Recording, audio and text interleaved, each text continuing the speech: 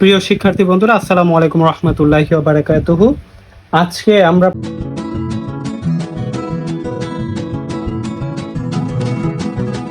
প্রকৃতি ও প্রযুক্তিতে বহুপদী রাশির ব্যবহার সেই অধ্যায়ের 112 পৃষ্ঠার আমরা 1 থেকে 4 নং প্রশ্নের সমাধান করার চেষ্টা করব। তো এইখানে প্রথম যে প্রশ্নটা আছে সেটা হচ্ছে 3টি বাস্তব উদাহরণের থেকে বহুপদী রাশি গঠন করো। অর্থাৎ আমরা 3টি বাস্তব উদাহরণ নিব, সেখান থেকে আমরা 3টি বহুপদী রাশি গঠন করব। নাম্বার 1, যে 1 কেজি আপেলের দাম 2 ডজন কলার দাম অপেক্ষায় 20 টাকা বেশি। প্রিয় শিক্ষার্থীরা, আমরা একটা বিষয় তোমাকে অবগত করতে চাই, সেটা হচ্ছে যে নির্দিষ্ট কোনো উদাহরণ নেই, তুমি যে কোনো উদাহরণ দিয়ে এটা করতে পারবা। এক একজন ইউটিউবার বা এক একজন শিক্ষক বিভিন্নভাবে এটাকে ব্যাখ্যা দেওয়ার চেষ্টা করেছে। যাই হোক, আমরা ধরলাম যে 1 কেজি আপেলের দাম 2 ডজন কলার দাম অপেক্ষা 20 টাকা বেশি। এইটাকে আমরা বহুপদী রাশির মাধ্যমে প্রকাশ করব। এখানে যেহেতু 1 কেজি আপেলের দাম 2 ডজন কলার দাম অপেক্ষা 20 টাকা বেশি, তো আমরা উদাহরণ 1-এর সমাধান ধরি 1 ডজন কলার দাম হচ্ছে x টাকা। আমরা এটা ধরলাম, সুতরাং 2 ডজন কলার দাম 2x টাকা, গুণ হয়ে গেল। এখন আপেলের দাম বলছে কি, সুতরাং আপেলের দাম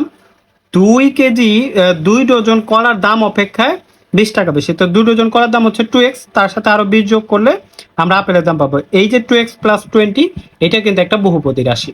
2 নম্বর উদাহরণটা আমরা এরকম লিখতে পারি যে রকির বয়স মিমের বয়সের বর্গ অপেক্ষা 5 বছর বেশি। এটা আমরা ধরে নিলাম, তোমরা এরকম চাইলে আরো ভিন্ন ভিন্ন নাম দিয়েও এটা করতে পারো।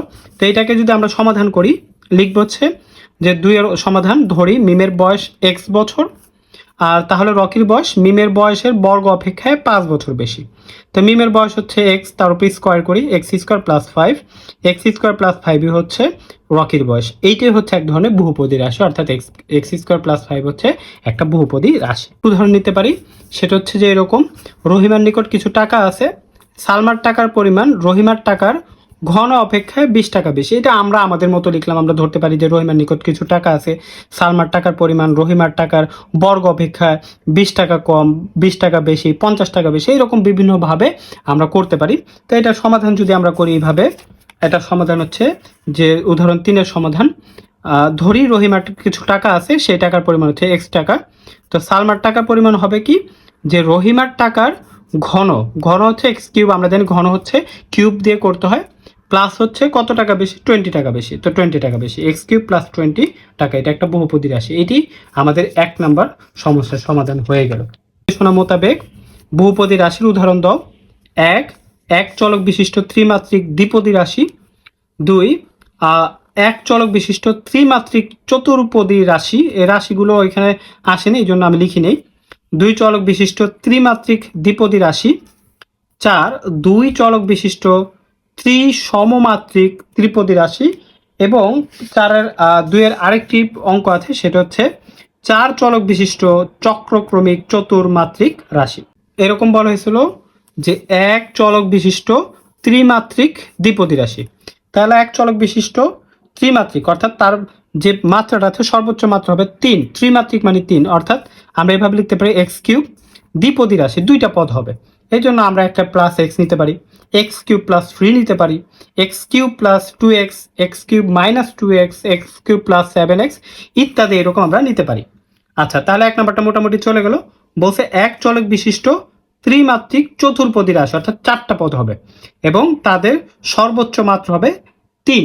তাহলে আমরা x কে আগে 3 বসায় দিলাম, x³ প্লাস, যেহেতু 4টা পদ 1 2 3 4, আর 4টা x নিয়ে নিতে পারি আমরা। প্রথমটা হচ্ছে x³, তারপরটা x², তারপর x, এবং শেষে একটা ধ্রুব পদ নিতে পারি। এইভাবেও লেখা যায় 5x³ 2x² 3x + 7, অনেকভাবে এগুলো লেখা যায়। আমি জাস্ট একটা উদাহরণ দিলাম, তোমরা তোমাদের মতো উদাহরণগুলো দিয়ে নিও। 2 চলক বিশিষ্ট ত্রিমাত্রিক দ্বিপদী রাশি, 2টা চলক, একটা x একটা y, এবং ত্রিমাত্রিক দ্বিপদী রাশি, অর্থাৎ তাদের মাত্রা হবে কত করে, 3 করে। তাহলে আমরা এখানে চাইলে এখানে x এর মাত্রা 1, এখানে কিন্তু x এর মাত্রা হচ্ছে 1, মনে মনে আমরা 1 দিলাম, আর y তাহলে 1 + 2 যোগ করলে হচ্ছে 3। এখানে এই 2টা চলকের মাত্রা কিন্তু 3, আবার 5 একটা সহগ, x² প্লাস হচ্ছে x²y, অর্থাৎ x এর মাত্রা হচ্ছে 2, y এর মাত্রা কিন্তু 1, যোগ করো 2 আর 1 3, অর্থাৎ ত্রিমাত্রিক দ্বিপদী রাশি, 2টা পদ, এই একটা পদ, এই একটা পদ, 2টা পদ। আশা করি তোমরা বুঝতে পারছো। এরপর আমাদেরকে বলছে যে দুই চলক বিশিষ্ট ত্রিসমমাত্রিক ত্রিপদী রাশি। ত্রিসমমাত্রিক অর্থাৎ দুইটার মধ্যেই দুই চলক, একটা হবে দুই চলক অর্থাৎ একটা এক্স আর একটা ওয়াই, এবং প্রত্যেকটাই ভিন্ন ভিন্নভাবে তোমার তিন মাত্রিক হতে হবে, অর্থাৎ তিন মাত্রা বিশিষ্ট হতে হবে। তাহলে এক্স কে আমরা ধরলাম এক্স কিউব, ওয়াই কিউব, এটাকে আমরা আলাদা আলাদাভাবে মাত্রা বসাই দিই। মাঝখানে যেহেতু ত্রিপদী রাশি বলছে এই জন্য 2x(y)² দিতে পারো বা 2xy দিতে পারো। বিভিন্নভাবে এটাকে লেখা যায়, অর্থাৎ এটাকে এইভাবেও লেখা যায় X cube plus 2xy plus Y cube, এইভাবেও লেখা যায়। এখানে 2 দিয়েছে, 5 দেওয়া যায়, 6 দেওয়া যায়, শুধু xy দেওয়া যায়, যে যার মতো করে তোমরা লিখতে পারো। এরপর বলছে কি চার চলক বিশিষ্ট চক্রক্রমিক, বানানটা একটু ভুল হয়েছে, চক্রক্রমিক, আমি পরে ঠিক করে লিখছি, চক্রক্রমিক চতুর্থ মাত্রিক রাশি।